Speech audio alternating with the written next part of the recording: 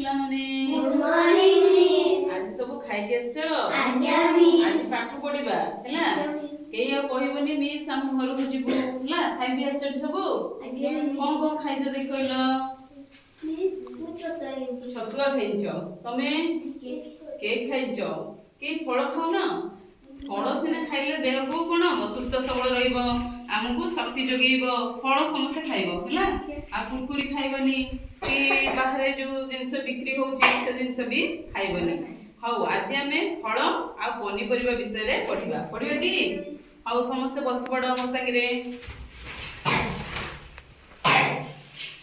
ଆଚ୍ଛା ତମେ ସବୁ ଫଳ ବିଷୟରେ ଜାଣିଛ? ଆଜ୍ଞା। କୋଉ ଫଳ ଜାଣିଛ କହିଲ? କମଳା ଜାଣିଛ। କଦଳୀ, ଭଣ୍ଡା ଆଉ କଣ? ନଡ଼ିଆ ହେଲା। ମୁଁ ଆଜି ତମକୁ କିଛି ଫଳ ବିଷୟରେ କହିବି ହେଲା।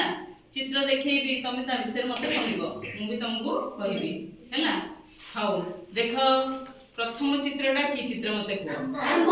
ଆମ୍ବ ଚିତ୍ର। ଆମ୍ବ ଦେଖିବାକୁ କେମିତି କୁହ? କଞ୍ଚା ଥିଲେ ସବୁଜ, ପାଚି ଗଲେ ହଳଦିଆ ଦିଶେ, ସବୁଜ ବି ଦିଶେ। ତାହେଲେ ଆମ୍ବ ଖାଇବାକୁ କେମିତି ଲାଗେ?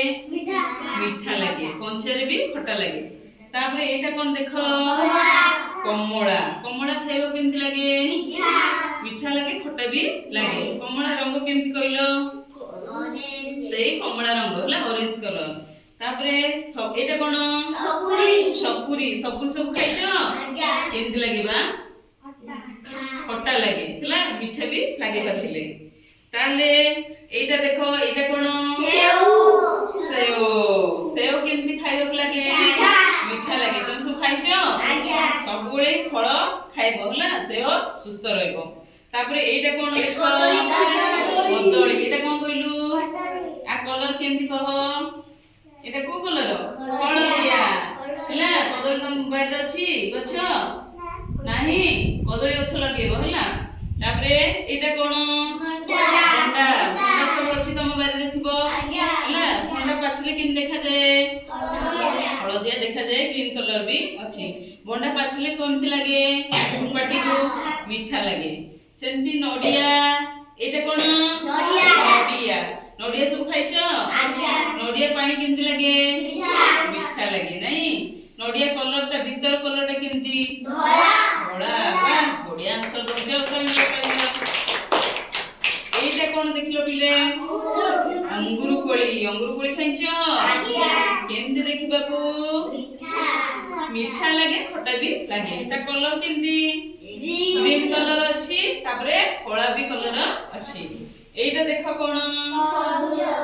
ତରଭୁଜ। ତରଭୁଜ କୋଉ ଦିନେ ଆମେ ପାଏ? ତରଭୁଜ ଖରା ଦିନେ ଖାଏ ନା। ତରଭୁଜ ଭାରି ମିଠା ଲାଗେ ପାଟିକି, ଥଣ୍ଡା ଦିନେ ଭାରି ବଢିଆ ଲାଗେ ନାଇଁ? ତା କଲର କେମିତି କହିଲ? କେମିତି ଲାଗେ? ତରଭୁଜ କଲର ଟା କେମିତି ଦେଖିଲ? କେମିତି ଲାଗେ? ତା ଉପରଟା କେମିତି ଥାଏ କଲର? ସବୁଜ କଲର। ତାପରେ ଏଇଟା କଣ କୁହ? ପିଜୁଳି ହେଲା। ପିଜୁଳି କଲର କେମିତି? ଗ୍ରୀନ ଅଛି ହେଲା, ସବୁଜ କଲର। ତାପରେ କରମଙ୍ଗା ଖାଇଛ? କରମଙ୍ଗା ପାଟି କେମିତି ଲାଗେ? ଖଟା ଲାଗେ। ତମକୁ ସବୁ ଭଲ ଲାଗେ ଖାଇବାକୁ? ହଉ ହେଲା। ଆଜି ଫଳ ପଢି ସାରିଲେ, ତାପରେ ଆମେ ପରିବା ବିଷୟରେ କହିବି ଆଜି ହେଲା। ତମେ ସବୁ ପରିବା ଖାଇଛ? କୋଉଥିରେ ଖାଇଛ? ଡାଲମାରେ ଖାଇଥିବ, ସନ୍ତୁଳାରେ ବି ଖାଇଥିବ। ତମକୁ କୋଉ ପରିବା ବେଶୀ ଭଲ ଲାଗେ? ତତେ କୋଉ ପରିବା ଭଲ ଲାଗେ? ଭେଣ୍ଡି। ତତେ କୋଉ ପରିବା ଭଲ ଲାଗେ? ବିନ୍ ହେଲା। ତାହେଲେ ଦେଖ, এই ପରିବା ବିଷୟରେ ତମକୁ ଚିହ୍ନେଇବି। ମତେ କହିଲ ଦେଖି, এইটা କୋଉ ପରିବା କୁହ? କଞ୍ଚା କଦଳୀ। ୟା କଲର କେମିତି କୁହ?